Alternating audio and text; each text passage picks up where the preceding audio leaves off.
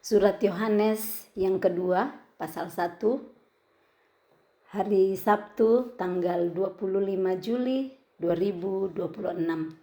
Salam dari penatua kepada ibu yang terpilih dan anak-anaknya yang benar-benar aku kasihi. Bukan aku saja yang mengasihi kamu, tetapi juga semua orang yang telah mengenal kebenaran. Oleh karena kebenaran yang tetap di dalam kita dan yang akan menyertai kita sampai selama-lamanya. Kasih karunia, rahmat, dan damai sejahtera dari Allah Bapa dan dari Yesus Kristus, Anak Bapa, akan menyertai kita dalam kebenaran dan kasih. Di suratnya yang kedua, di sini Yohanes menyatakan dirinya sebagai penatua. Di surat yang pertama dia tidak sampaikan salam di situ ya, tetapi di surat yang kedua ini dimulai dengan salam dan menyebut dirinya sebagai penatua, dan suratnya dikirim kepada ibu yang terpilih dari anak-anaknya yang benar-benar aku kasihi. Nah, ini referensi tentang ibu adalah untuk jemaat, satu jemaat yang dia kirimkan, di mana anak-anaknya dikatakan yang benar-benar aku kasihi. Bukan aku saja yang mengasihi kamu, tetapi juga semua orang yang telah mengenal kebenaran. Nah, orang yang mengenal kebenaran akan mengasihi bukan orang-orang tertentu saja, tetapi saat sudah mengenal kebenaran, kasih itu akan dibagikan atau mengasihi sesama siapapun orang itu, tidak pandang bulu, tidak bilang hanya saudaraku saja, seibu sebapa, atau pasanganku saja atau anak-anakku saja yang aku mau kasihi, tetapi mengasihi siapa saja yang Tuhan bawa dalam hidup kita. Tidak bilang hanya orang sekampungku saja yang aku mau kasihi, orang sebangsaku saja, tetapi siapa saja. Saat kita mengenal kebenaran, kita akan mengasihi siapapun yang Tuhan bawa dalam hidup kita. Ayat 2, oleh karena kebenaran yang tetap di dalam kita dan yang akan menyertai kita sampai selama-lamanya. Segala sesuatu akan berubah ya. Langit dan bumi akan berlalu, tetapi firman Tuhan tetap selama-lamanya. Nah, dikatakan kebenaran itu akan tetap ada di dalam kita. Saat kita terus mau berpegang kepada kebenaran itu gak pernah berubah. Sama terus dulu, sekarang, dan selamanya. Hikmat-hikmat dunia kita bisa dengar berubah-ubah. Kita kadang heran melihat orang kemarin berkata A, hari ini berkata B. Kemarin bersikap A, hari ini bersikap B. Tetapi Tuhan tetap untuk selama-lamanya. Nah, kebenaran itu adalah firman Tuhan, adalah Yesus sendiri. Saat kebenaran itu tetap di dalam kita, kebenaran itu yang akan menyertai kita sampai selama-lamanya. Kita pikir kadang ya, sahabat kita akan terus sama-sama kita saat kita lagi akrab-akrabnya. Kita pikir akan menyertai kita sampai selama-lamanya. Pasangan kita, orang tua kita, saudara-saudara kita, keadaan kita. Tapi semuanya itu tidak akan pernah menyertai kita selama-lamanya. Kita lihat jabatan orang, presiden pun selama-lamanya Presiden Soeharto 32 tahun memerintah Indonesia, itu enggak selama-lamanya. Tetapi yang akan tetap menyertai kita sampai selama-lamanya adalah kebenaran. Firman Tuhan hari ini mengajarkan kita apa yang tetap selama-lamanya. Mari, maukah kita untuk sesuatu yang tidak kekal, yang hanya sementara saja, atau yang selama-lamanya? Percaya kepada Dia. Firman-Nya tidak berubah, dulu, sekarang, dan selama-lamanya.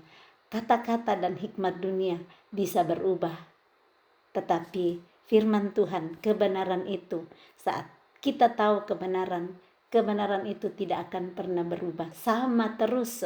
Kalau kita baca dari perjanjian lama ke perjanjian baru, selalu sama firman Tuhan. Jika dan maka, Tuhan berkata, jika engkau sungguh-sungguh mendengar perintahku dan melakukannya, maka damai sejahteramu akan seperti air sungai yang tidak pernah kering, dan kebahagiaanmu seperti ombak di pantai yang tidak pernah berhenti. Ada jika dan ada maka di dalam firman Tuhan. Jika kita tahu kebenaran, kita juga tahu bahwa jika aku taat kepada perintah Tuhan, maka Dia akan memberikan kepadaku damai sejahtera, memberikan kebahagiaan. Tetapi artinya kalau saya tidak taat, akan ada ganjaran-ganjaran yang saya dapat. Karena itu, teruslah cari kebenaran. Teruslah lapar dan haus akan kebenaran, karena kebenaran itulah yang akan menyertai kita sampai selama-lamanya. Jabatan kita tidak akan terus menyertai kita. Pekerjaan kita tidak terus menyertai kita. Ada masa pensiun di dalam hidup kan? Ada usia-usia tertentu di negara-negara masing-masing menetapkan batas-batas waktu di mana jangka waktu bekerja, masa waktu bekerja sudah selesai. Tetapi kebenaran Tuhan tidak akan pernah selesai di dalam hidup kita sampai selama-lamanya. Kasih karunia, rahmat, dan damai sejahtera dari Allah Bapa dan dari Yesus Kristus Anak Bapa akan menyertai kita dalam kebenaran dan kasih. Dalam kebenaran dan kasih itu ada kasih karunia, ada rahmat, ada damai sejahtera yang asalnya dari Allah Bapa. Saat kita tidak merasakan damai sejahtera, karena kita tidak sementara ada di dalam kebenaran. Kita ingat Yesaya 32 ayat 17 ya. Yesaya 32 ayat 17 mengatakan, di mana ada kebenaran, di situ akan tumbuh damai sejahtera. Dan di mana ada damai sejahtera, di situ akan ada ketenangan dan ketentraman untuk selama-lamanya. Saya ulang, Yesaya 32 ayat 17, di mana ada kebenaran, di situ akan tumbuh damai sejahtera. Dan akibat kebenaran ialah ketenangan dan ketentraman untuk selama-lamanya. Nah, di sini dikatakan kasih karunia, rahmat dan damai sejahtera dari Allah Bapa.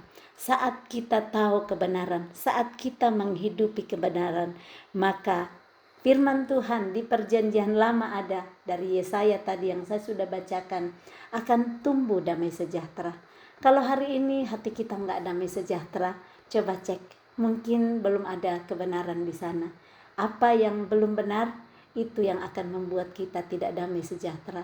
Tapi saat kita mengikuti kebenaran-kebenaran yang diperintahkan oleh Dia, maka kita akan damai sejahtera. Sekalipun mungkin keadaan di sekitar kita, keadaan kita banyak masalahnya, banyak ujian, tetapi damai sejahtera memenuhi hati kita. Tetaplah di dalam ajaran Kristus. Ayat keempat, aku sangat bersuka cita bahwa aku mendapati bahwa separuh dari anak-anakmu hidup dalam kebenaran sesuai dengan perintah yang telah kita terima dari Bapa. Ini tadi Yohanes mengatakan dirinya sebagai penatua dan suratnya dikirimkan kepada ibu yang terpilih dan anak-anaknya yang benar-benar Dia kasihi. Nah, Yohanes mengatakan di ayat keempat, aku sangat bersuka cita bahwa aku mendapati bahwa separuh dari anak-anakmu hidup dalam kebenaran. Separuh, artinya enggak semuanya ya, tetapi dia sudah sangat bersyukur. Dalam kehidupan, di dalam jemaat, sekalipun sama pengajaran, sama bimbingan, sama makanan rohani, tetapi bisa ada separuh saja yang hidup dalam kebenaran. Karena masing-masing orang punya free will, masing-masing kita diberi kebebasan bebas. Kita bisa dapat makanan yang sama, kita bisa dari orang tua yang sama, pendidikan orang tua yang sama, tetapi kita menerima dan mempraktekkan pengajaran-pengajaran itu berbeda-beda. Nah, di sini Yohanes menyingkapkan bahwa separuh, dan dari separuh itu pun Yohanes sudah berkata, aku sangat bersuka cita. Apalagi kalau seluruhnya, apalagi kalau semua anak-anaknya hidup dalam kebenaran. Coba kita lihat anak-anak kita ya. Kalau anak kita hidup dalam kebenaran, anak kita taat, mengikuti perintah Tuhan, betapa bersuka citanya hati kita. Tetapi kalau kita lihat anak kita yang belum mau hidup seperti yang Tuhan tuntun, pasti kita sebagai orang tua berduka cita kan, pasti kita sedih. Nah seperti ini yang Yohanes katakan bahwa dia sangat bersuka cita sekalipun baru ada separuh yang hidup dalam kebenaran, yang dikatakan sesuai dengan perintah yang telah kita terima dari Bapa. Jadi hidup dalam kebenaran adalah orang-orang yang hidup sesuai dengan perintah yang diterima daripada Bapa. Kalau hidup berbeda dan melenceng dari apa yang menjadi perintah daripada Bapa, di sana anak-anak itu tidak hidup dalam kebenaran. Gampang untuk mendeteksi. Saat tidak hidup dalam perintah Bapa, kita tidak hidup di dalam kebenaran. Anak-anak dalam hal ini bukan cuma dikatakan untuk anak-anak dalam usia kecil ya, usia yang masih muda, tetapi anak-anak mencakup semua jemaat, baik itu usianya sudah tua atau lebih muda. Ayat 5, dan sekarang aku minta kepadamu ibu, yang pemimpin jemaat ya ini ibunya, bukan seolah-olah aku menuliskan perintah baru bagimu, tetapi menurut perintah yang sudah ada pada kita dari mulanya, supaya kita saling mengasihi. Di surat Yohanes yang pertama kita sudah lihat berulang dan berulang Yohanes mengajak untuk mengasihi. Mengasihi yang bagaimana? Perintah yang sudah disampaikan sebelumnya oleh Yesus. Bukan perintah baru lama lagi gitu. Tadi dikatakan aku menurut perintah, aku menuliskan perintah baru, seolah-olah aku menuliskan perintah baru bagimu. Padahal itu bukan perintah baru, sudah ada sebelumnya. Yesus sudah sampaikan. Yohanes 15 ayat 12 yang kita sudah sering baca bersama-sama, bahwa Yesus berkata, aku perintahkan dan inilah perintahku, yaitu supaya kamu saling mengasihi sama seperti aku telah mengasihi kamu. Dan inilah yang diulang-ulang oleh Yohanes untuk kita saling mengasihi. Bukan saling mengasihi seperti kemauan kita sendiri. Saya mengasihi cuma kalau orang baik sama saya. Kalau orang tidak baik sama saya, pasti saya tidak mau kasihi. Pasti saya mau balas kejahatan sama dia. Perintah Tuhan Yesus, perintah yang bukan perintah baru lagi, perintah yang sudah ada sebelumnya. Kasihilah sesamamu manusia, saling mengasihilah, sama seperti aku telah mengasihi kamu. Kita jahat sama Tuhan, kita berdosa sama Tuhan, tetapi Dia tetap mengasihi kita. Kasih seperti inilah yang Tuhan Yesus mau kita bagi kepada sesama. Tuhan Yesus sudah menyerahkan nyawanya untuk kita. Dia mengatakan juga, Yohanes sudah menuliskan di 1 Yohanes, bagaimana karena Yesus sudah menyerahkan nyawanya untuk kita, kita pun wajib menyerahkan nyawa kita untuk sesama kita. Ayat 6, dan inilah kasih itu, yaitu bahwa kita harus hidup menurut perintahnya. Dan inilah perintah itu, yaitu bahwa kamu harus hidup di dalam kasih sebagaimana telah kamu dengar dari mulutnya. Jadi apakah kasih itu? Ayat 6 di sini Yohanes memberikan definisi, dan inilah kasih itu, yaitu bahwa kita harus hidup menurut perintahnya. Kalau kita lihat penjelasan Rasul Paulus di 1 Korintus 13 tentang kasih ya, begitu jelasnya dijelaskan di situ. Kasih itu sabar, kasih itu murah hati, ia tidak cemburu, ia tidak mengemegahkan diri dan tidak sombong, tidak mencari kepentingan sendiri. Semua dijelaskan di 1 Korintus 13 ayat 4 sampai 7. Nah, itu semua adalah perintah Tuhan. Kalau di sini Yohanes singkatkan dengan, dan inilah kasih itu bahwa kita harus hidup menurut perintahnya. Nah, perintahnya itu, kasih itu sabar, kasih itu murah hati, ia tidak cemburu, ia tidak memegahkan diri dan tidak sombong. Dan yang lanjut-lanjutnya ke bawah. Jadi perintah Tuhan itulah yang kita harus hidupi. Kita harus hidup menurut perintahnya. Dipersingkat oleh Yohanes, tetapi intinya sudah dijelaskan oleh Rasul Paulus di 1 Korintus 13. Inilah kasih itu, yaitu bahwa kita harus hidup menurut perintahnya. Dan inilah perintahnya, yaitu bahwa kamu harus hidup di dalam kasih sebagaimana telah kamu dengar dari mulanya. Ayat 7, sebab banyak penyesat telah muncul dan pergi ke seluruh dunia yang tidak mengaku bahwa Yesus Kristus telah datang sebagai manusia. Itu adalah si penyesat dan antikristus. Penyesat telah muncul, dan penyesat itu tidak hanya pergi di satu negara atau di satu tempat. Penyesat itu pergi ke seluruh dunia.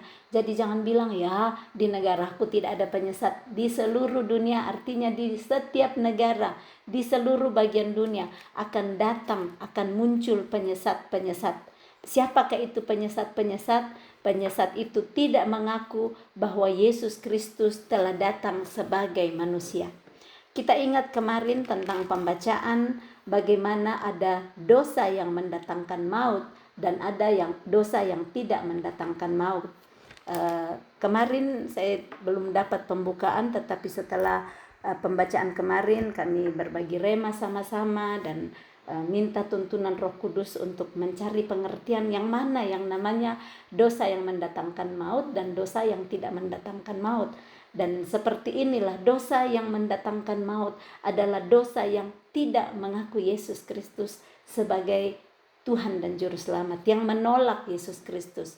Dosa yang mendatangkan maut juga adalah dosa yang menghujat Roh Kudus. Sudah tahu Roh Kudus kasih tahu kebenaran tetapi menolak dan terus melakukan sesuai dengan kehendak sendiri. Tahu kebenaran tetapi tidak mau melakukan. Dan bagaimana dosa yang tidak mendatangkan maut adalah kelakuan yang dilakukan, misalnya mencuri, berzina, itu yang dijelaskan tidak mendatangkan maut. Dan kalau kita mohon ampun, Tuhan akan memberikan pengampunan di sana. Seperti janjinya ya, jika kita mengaku dosa kita, Ia adalah setia dan adil sehingga Ia akan mengampuni segala dosa kita dan menuntun kita hidup dalam kebenaran. Jadi hati-hati dengan penyesat, karena penyesat itu muncul di setiap negara, di setiap tempat. Kalau di sini disebut si penyesat dan antikristus.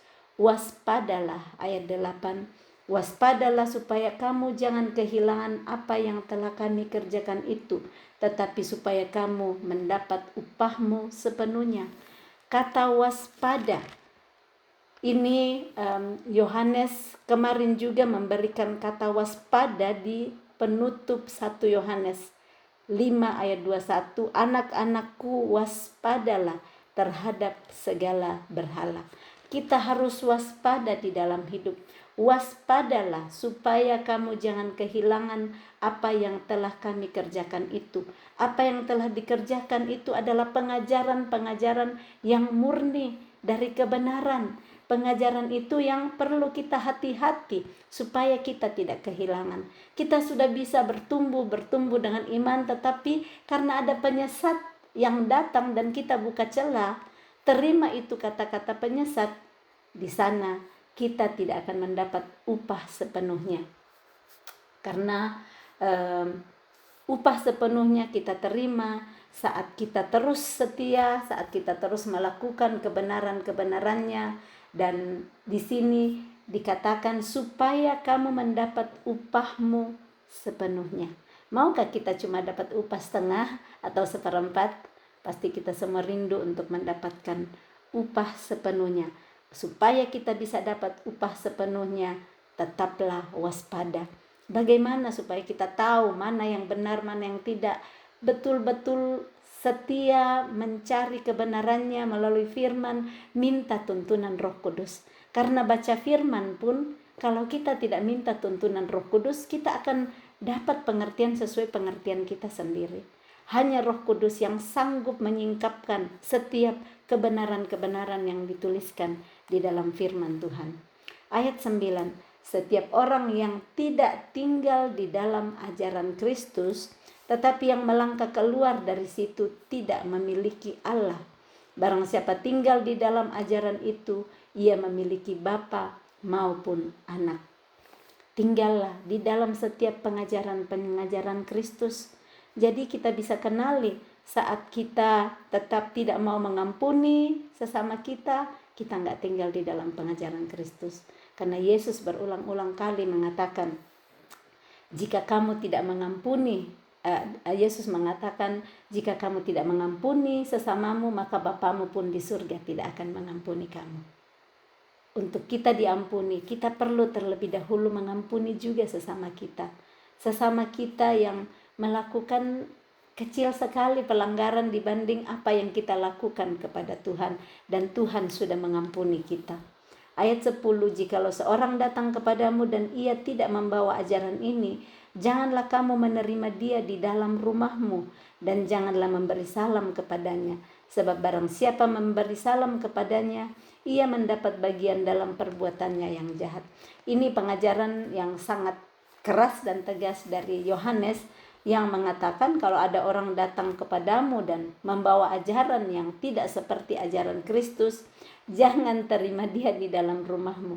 Jangan salam kepadanya. Ini kalau kita lihat sepertinya keras sekali ya, tetapi ini untuk menjagai diri kita. Karena kalau kita belum teguh terhadap kebenaran yang diajarkan tentang Kristus, ajaran itu datang, itu penyesat pintar sekali dengan segala macam kata-kata yang indah, kata-kata yang sangat meyakinkan, sehingga bisa membuat kita terkecoh, membuat kita bisa mempertanyakan kebenaran yang sesungguhnya. Kenapa sampai Yohanes mengajarkan seperti ini? Paulus pun juga mengatakan seperti itu ya, jauhilah. Jadi ini dalam arti untuk menjagai diri. Ini salah satu cara untuk waspada. Karena kalau tidak waspada seperti itu dan kita masih belum kuat berdiri, sangat bisa kita dipengaruhi. Sangat bisa nantinya kita malah ketarik dan tersesat oleh pengajaran-pengajaran yang tidak sesuai dengan kebenaran dan ajaran Kristus. Dan bagaimana yang seperti itu bukan hanya dalam hal masuk ke dalam rumah, maksudnya ini bergaul, memberikan waktu kita dengan orang-orang yang belum mengenal Kristus dan mencoba dengan ajaran-ajaran yang sesat, ajaran-ajaran yang tidak sesuai dengan ajaran Kristus. Nah, kalau kita kenali diri kita di sana masih gampang dan masih bisa goyah, tidak usah dulu. Tinggalkan dulu pergaulan-pergaulan yang bisa membuat kita lagi buka celah, membuat kita lagi memikir-mikirkan hal-hal yang tidak sesuai dengan kebenaran yang diajarkan Tuhan Yesus, sehingga kita bisa goyah lagi nantinya. Karena iblis itu pakai dengan kata-kata yang bisa membuat kita bertanya-tanya kembali dan meragukan kebenaran. Seperti yang dilakukan oleh iblis kepada Hawa, ular kepada Hawa, mempertanyakan hal yang bisa membuat Hawa jadi bingung, mempertanyakan kembali, benarkah ya? Inikah benarnya yang sebenarnya? Nah, itu bisa dimulai dengan berbincang-bincang bersama dengan orang-orang yang ternyata bisa menjadi penyesat yang dipakai oleh si musuh untuk membuat kita jatuh dan tidak ikut lagi kebenaran firman Tuhan. Ayat yang berikutnya, ayat 12 penutup. Sungguh pun banyak yang harus kutulis kepadamu, aku tidak mau melakukannya dengan kertas dan tinta, tetapi aku berharap datang sendiri kepadamu dan berbicara berhadapan muka dengan muka, supaya sempurnalah sukacita kita. Salam kepada kamu dari anak-anak saudaramu yang terpilih. Amin. Ini dia menutup, Yohanes menutup kitab suratnya yang kedua ini dengan berkata, banyak sekali yang aku mau tulis kepadamu, tetapi aku tidak mau lakukan itu dengan kertas dan tinta. Aku berharap, Yohanes berharap bisa datang sendiri, bisa berbicara langsung berhadapan muka dengan muka. Kita hari ini bersyukur karena sekalipun kita tidak bisa berhadapan muka dengan muka secara langsung, ada media sekarang seperti Zoom yang kita bisa pakai, kita seperti berhadapan muka dengan muka. Karena situasi yang sangat jauh yang tidak memungkinkan untuk bersama-sama. Kalau zaman Yohanes dulu belum ada Zoom, belum ada WhatsApp call, belum ada Skype, belum ada semua cara yang bisa secara virtual begini, berhadapan muka dengan muka. Tetapi kita bersyukur hari ini sudah ada kemajuan teknologi, ada media yang bisa membuat kita seolah-olah bertemu muka dengan muka. Berhadapan, kita bisa melihat wajah kita, saling melihat mata saat berbicara, dan itu yang zamannya Yohanes menulis surat ini. Surat Yohanes yang kedua belum ada.